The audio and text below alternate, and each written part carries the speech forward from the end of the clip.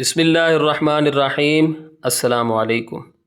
انشاءاللہ آج کی ویڈیو میں آپ کے سامنے کہانی جس کا کام اسی کو ساجے پیش کروں گا۔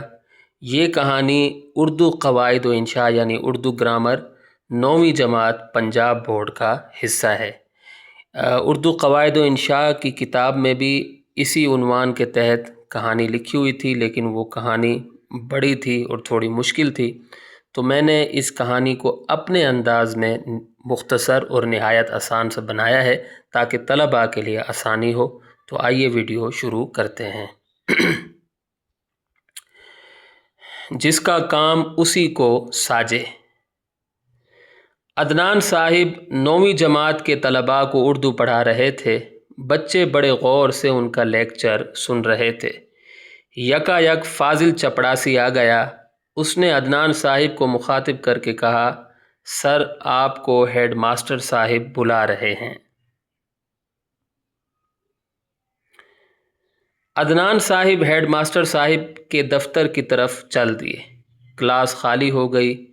بچوں نے شور مچانا شروع کر دیا۔ فاضل کو یہ شور ناگوار لگ رہا تھا۔ وہ نیا بھرتی ہوا تھا، اس لیے اسکول کے قواعد و ضوابط سے پوری طرح واقف نہیں تھا۔ اس نے سوچا کیوں نہ ان بچوں کو خاموش کرایا جائے۔ اسے معلوم نہیں تھا کہ ایک چپڑاسی کا اس طرح کلاس میں جانا بالکل مناسب نہیں ہے۔ جوں ہی وہ کلاس میں داخل ہوا، شور میں مزید اضافہ ہو گیا۔ بچے آوازیں کسنے لگے۔ فاضل نے خوب روب جھاڑا مگر کوئی فائدہ نہ ہوا۔ اسے غصہ آیا تو ایک بچے کو تھپڑ جڑ دیا۔ اب تو پوری کلاس آپے سے باہر ہو گئی۔ شور اتنا بڑا کہ کمال الدین صاحب کو 10ویں جماعت سے اپنا لیکچر چھوڑ کر آنا پڑا۔ بچے ان کو دیکھ کر خاموش ہو گئے۔ انہوں نے فاضل کو اس طرح کلاس میں دیکھا تو مسکراتے ہوئے کہا، جس کا کام اسی کو ساجے، دوجا کرے تو ٹھینگا باجے۔